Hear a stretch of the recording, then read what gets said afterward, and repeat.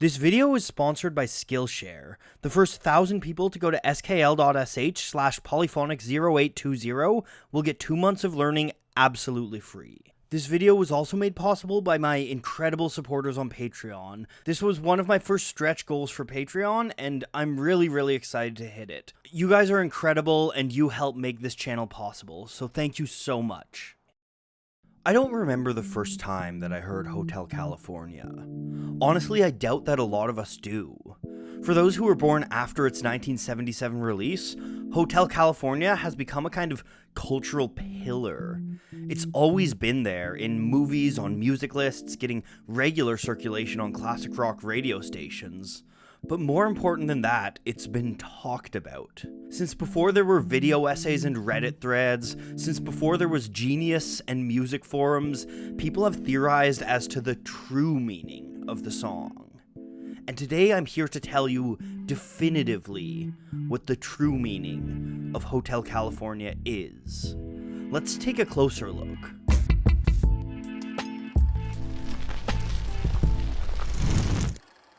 Okay, so as cool as it would be if I could tell you the true meaning of Hotel California, that's just not possible.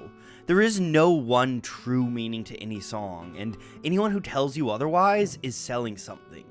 But even if there was, I don't think that's the most interesting part of Hotel California. I think it's far more compelling to look into how the Eagles were able to craft a song so mysterious and so memorable that its lyrics still captivate music fans to this day. So that's what I'm going to do in this video. Along the way, we're going to look at some of the many interpretations of the song, and we'll learn what was on the Eagles' mind when they wrote it. Now we can cue the music.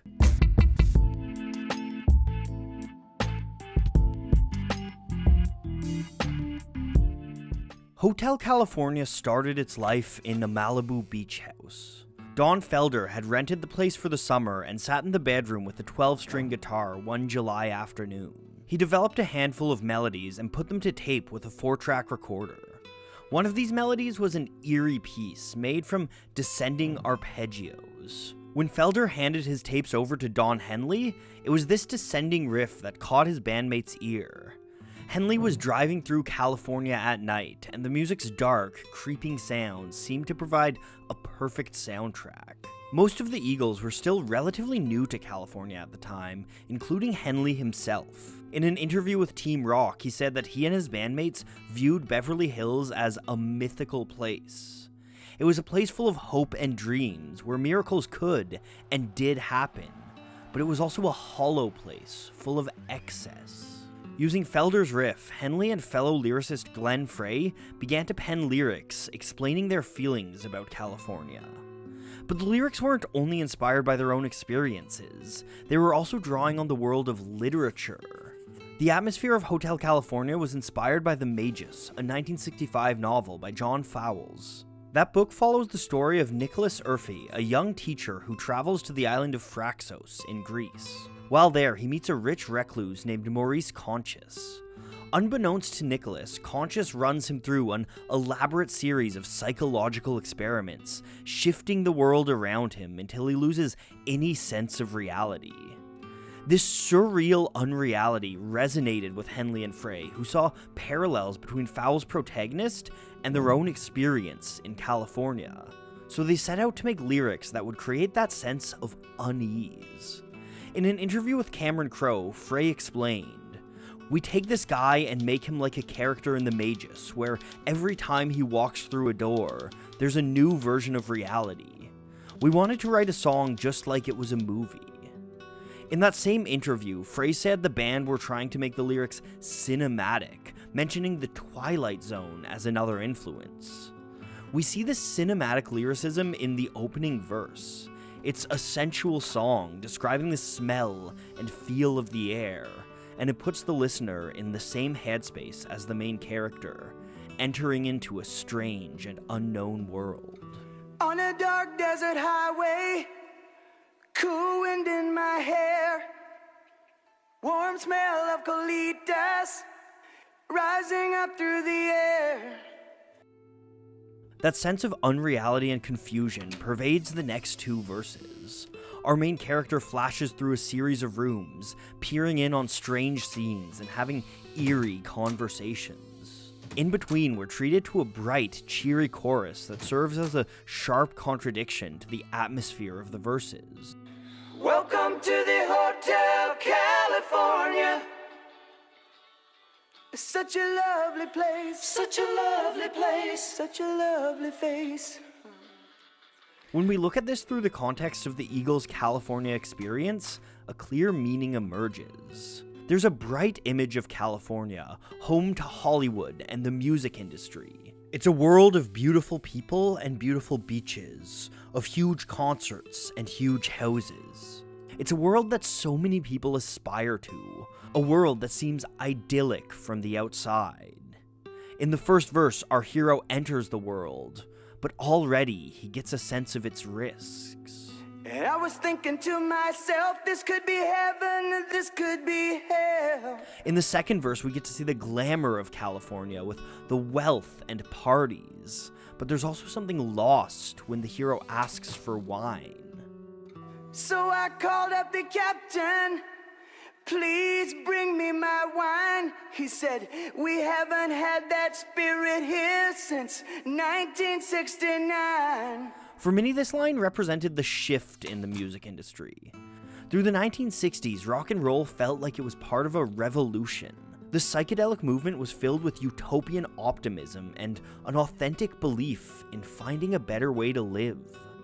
But as the decade turned, the music industry grew jaded and cynical. It turned out that the promise of revolution was easy to sell, and the music industry turned into a living experiment in cutthroat capitalism. Meanwhile, the mind-expanding psychedelics gave way to newer, heavier drugs. Cocaine and heroin took over the music industry, and it became a world of excess. In the third verse, we see this play out, and we learn about the dark underbelly beneath California. There's a glamour, but there is also a rot at the core of the rockstar lifestyle. And in the song's famous final couplet, we learn the greatest horror of all. You can check out anytime you like, but you can never leave. Try as you may to escape the world of fast money and hard drugs, it'll always call you back from some distant hallway. When you know the intentions of Henley and Frey, it's easy to read Hotel California as a cautionary tale about the Hollywood lifestyle. But that's not the only meaning people have pulled from the song. The Eagles themselves have also described it as a loss of innocence, something echoed in a popular interpretation that says the song is about a romantic relationship. In the first verse, the hero is desperate and alone, but then he meets a woman and they marry. In the second verse, things become rocky as materialism creeps into the relationship, and the hero yearns for better times in the past. And then in the final verse, the character tries to escape the relationship, tries to get back to who he was before. But in the end, he knows that he has changed from it. Another interpretation reads the song as being entirely about drugs, Colitas being code for marijuana, and the mirrors on the ceiling being a cocaine reference. One of the most popular readings of all reads it as a religious allegory, with the hotel being a metaphor for hell. Once again, this reading is easy to see in the lyrics, as it's a song full of religious references. So why is it that there are so many takes on Hotel California? Well, I think this speaks to the way the song was written. The Eagles specifically wanted something open-ended. Glenn Frey even once said vagary is the primary tool of songwriters. Henley had similar responses when pressed on the meaning of the song. Talking with Joe Sater about the line that refers to wine as a spirit, Henley had this to say. That line in the song has little or nothing to do with alcoholic beverages. It's a socio-political statement. My only regret would be having to explain it in detail to you, which would defeat the purpose of using literary devices in songwriting. For the Eagles, the beauty in music lies not in its clear messages, but in the way that its messages openly defy clarity. The nature of songwriting lends itself to metaphor and open-ended interpretation, and that's a good thing. Hotel California stays open-ended thanks to masterful use of metaphor and symbol. Humankind is drawn to symbols, we always have been. It's a function of pattern recognition in our brain, left over from our hunter-gatherer ancestors. Every culture has its own complex language of symbolism, and that inevitably makes its way into their art.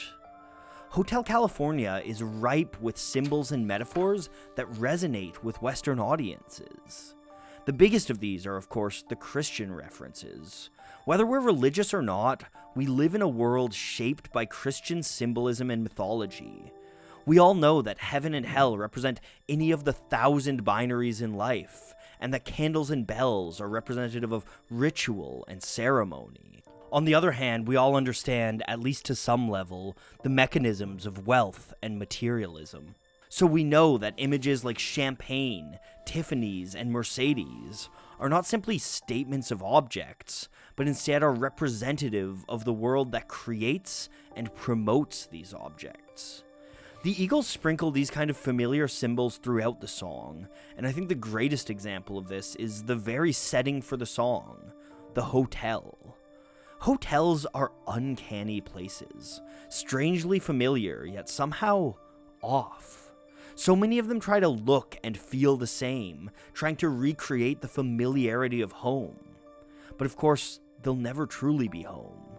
With smiling doormen and picture-perfect rooms, there's something about hotels that's always just slightly off, and there's horror to be found in that dissonance. It's no coincidence that just 51 days after the Eagles released their hotel horror, Stephen King published The Shining, an all-time horror classic set in a haunted hotel.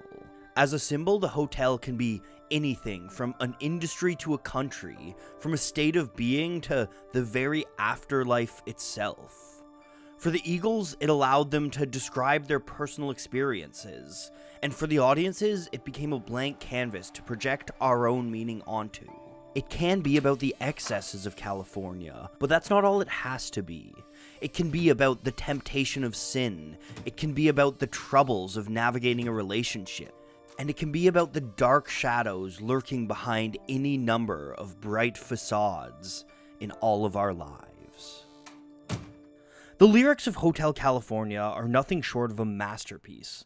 They're simultaneously narrative and poetic, creating a kind of beautiful ambiguity. As a writer, I personally aspire to someday write like that, and that's why I loved Hanif Abdurraqib's Writing for Expression on Skillshare. That course teaches you how to use poetic language in any kind of writing, be it original fiction works or video essay scripts.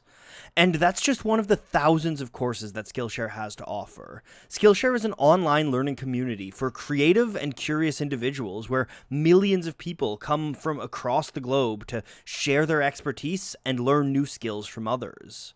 Members get unlimited access to thousands of classes on a whole host of topics. So if writing isn't your thing, you can also check out my friend Thomas Frank's class on mastering habits. In that class, you'll learn how to set realistic goals for yourself and how to go about reaching them. So if you want to get started today, go to skl.sh/polyphonic0820. The first 1,000 people who click on that link will get 2 months of Skillshare Premium absolutely free. And after that, an annual subscription is less than $10 a month. Not only will you get free access to thousands of courses by following that link, but you'll also be doing a ton to help my channel and to make it so that I can keep putting out these videos week after week. So thank you guys so much.